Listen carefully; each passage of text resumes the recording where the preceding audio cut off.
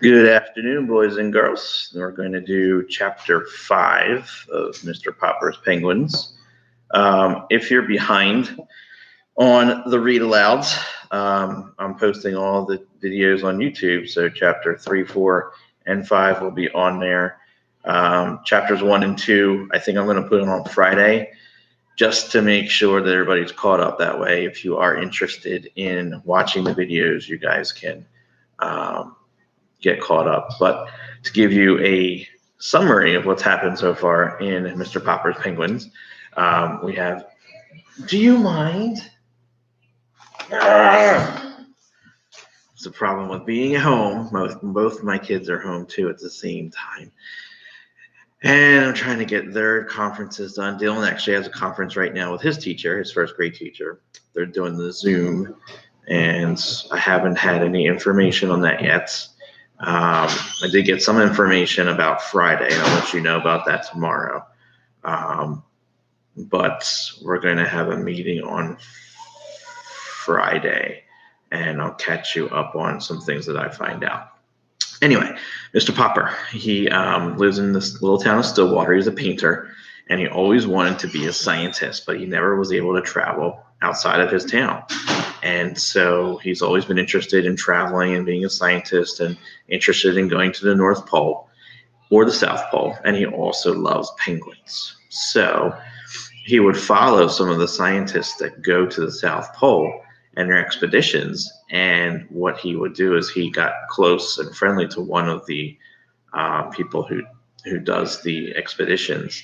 And his name is the Admiral, and the Admiral actually surprised him with a pet penguin. They sent a penguin from the South Pole to Mr. Popper's house. So now Mr. Popper, Mrs. Popper, and his 2 children are taking care of this penguin inside their house as a pet. So yesterday's question was, what would you do if somebody delivered a pet penguin to your front step? Some of you said you would send it back. Some of you said that you would take it in and take care of it and pretend that it was a pet. So I couldn't imagine having a pet. A lot of us have different kinds of pets in our house. I think we've shared a lot of that this year.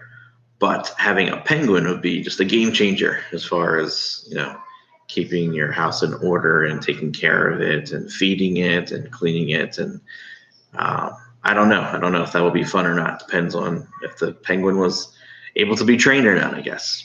So in chapter 4, we basically learned the penguin wanted some food, wanted to be comfortable, and they made an ice box for it so it could lie down.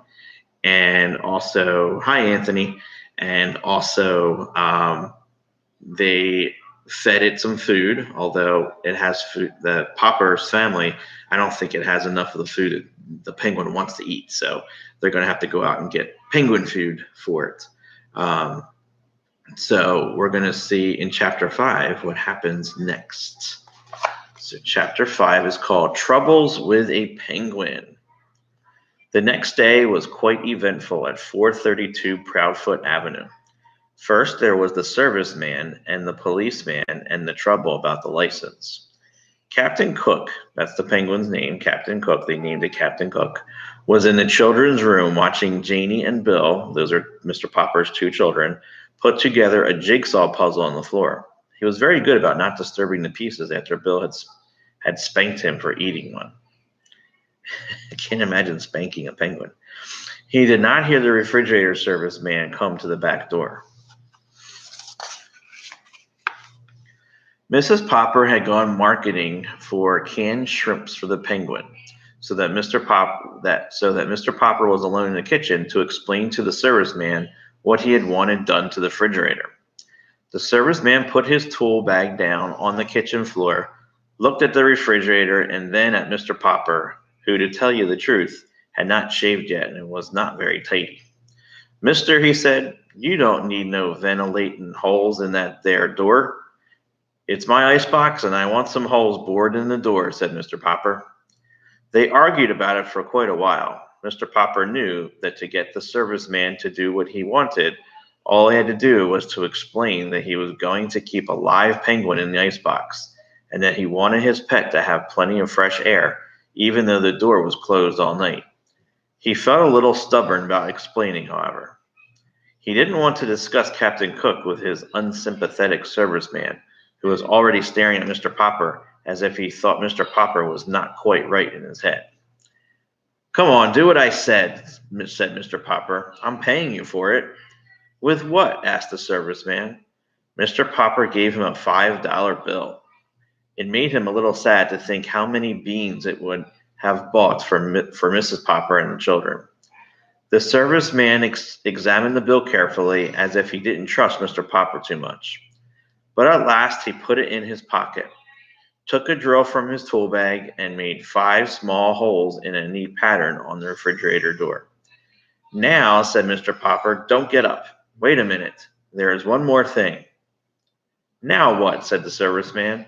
"I suppose now you want me to take the door off its hinges to let in a little more air, or do you want me to make a radio set out of your icebox?"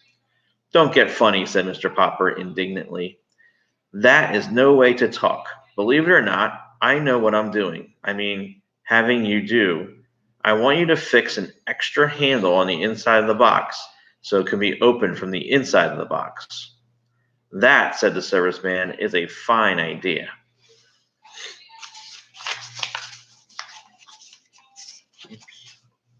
"You want an extra handle on the inside. Sure, sure." He picked up his tool bag. "Aren't you going to do it for me?" asked Mr. Popper. "Oh, sure, sure," said the serviceman, edging toward the back door. Mr. Popper saw that for all his words of agreement, the serviceman had no intention of putting on an inside handle. "I thought you were a serviceman," he said. "I am. That's the first sensible thing you said yet. You're a fine kind of serviceman if you don't even know how to put an extra handle on the inside of an icebox door." "Oh, I don't I? Don't think I don't know how. As far as that goes, I've even got a spare handle in my tool bag and plenty of screws. You needn't think I don't know how to do it if I wanted to." Mr. Popper silently reached into his pocket and gave the serviceman his last $5 bill. He was pretty sure that Mrs. Popper would be annoyed at him for spending all that money, but it could not be helped. "Mister," said the serviceman, "you win. I'll fix your extra handle. And while I'm doing it, you sit down on that chair over there facing me, where I can keep an eye on you." "Fair enough," said Mr. Popper, sitting down. The serviceman was still on the floor, putting in the final screws that held the new handle in place, when the penguin came out of the kitchen on his silent pink feet. Surprised at seeing a strange man sitting on the floor, Captain Cook quietly walked over and began to peck him curiously. But the serviceman was even more surprised than Captain Cook. "Ork," said the penguin, or perhaps it was the serviceman. Mr. Popper was not sure just what had happened when he picked up himself and his chair a moment later. There had been a shower of flying tools, a violent slamming of the door, and the serviceman was gone. These sudden noises, of course, brought the children running. Mr. Popper showed them how the refrigerator was now all remodeled for the penguin. He showed Captain Hook, too, by shutting him inside.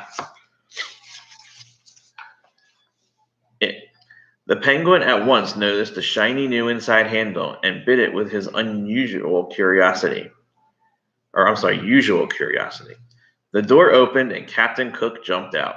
Mr. Popper promptly put Captain Hook back inside and shut the door again, to be sure that the penguin learned his lesson. Before long, Captain Hook became quite skillful at getting out and was ready to be taught how to get inside when the door was shut.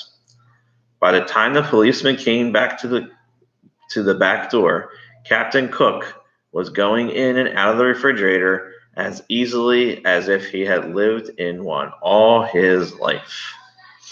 And then this is a picture of the repairman. So obviously the repairman or the serviceman thinks that Mr. Popper is a little cuckoo, having a pet penguin live in his house and remodeling his icebox and spending all that money to remodel his icebox. Mrs. Popper is probably not going to be very happy when she finds this out.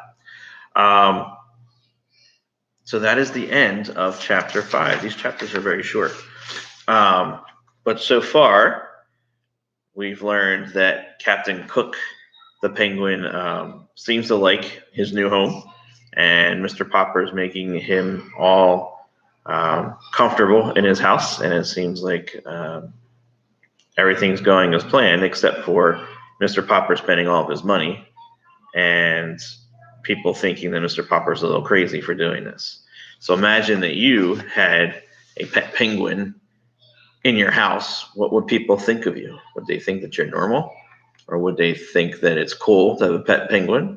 I don't know. That's kind of a good opinion question that I might ask you. So I see a couple of you are on right now. I'm going to post this read aloud to your classroom page.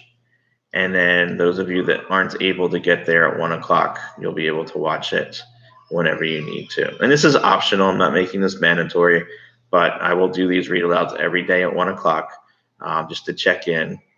And then actually, there's a live chat, so technically you guys probably could ask me questions, but I think we'll save the questions for Google Classroom page.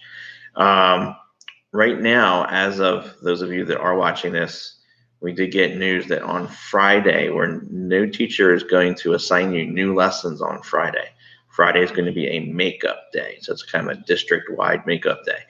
So if you are late on any assignments or didn't have time to do something, that's Friday's work basically is going to be catching up on anything you couldn't get to. So that provides some flexibility in everybody's schedule for this week. And if you weren't able to get to everything that was assigned this week, Friday or last week, Friday will be your day to make that up. So I'll post that tomorrow too in the morning meeting, and I'll post that to your parents as well going forward. So hope everything's good. The sun is out. The sky is very blue today. I did notice that the sky seems to be bluer than normal, and I made this comment over the weekend because there's less air traffic, I think. Less planes flying in the sky, and I think because of everything going on in the world, I think there's less air pollution, believe it or not. So I've noticed that, I don't know, maybe it's just me, but I've noticed that the sky looks just bluer to me. I don't know.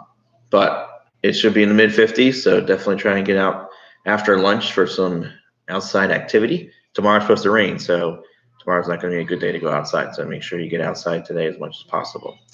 All right, guys, I'm going to eat lunch now because it's around lunchtime, and hope everything's good. I do miss you guys. I'm kind of hoping, I hear different kinds of things. There's some schools in North Carolina that are out till May 15th. There's talk that, we might be out until after spring break, which is, I think, probably what's going to happen.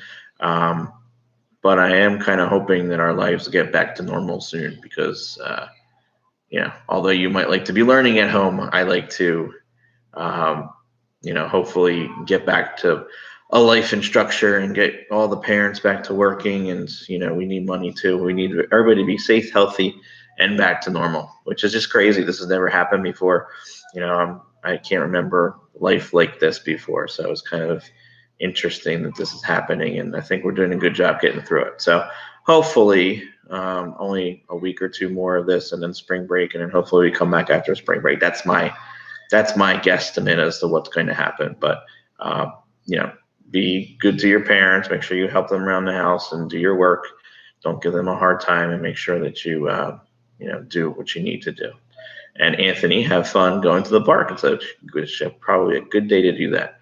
I don't know what we're going to do outside, but hopefully we'll probably play a little baseball and probably some soccer, and we'll see what else we're going to do today.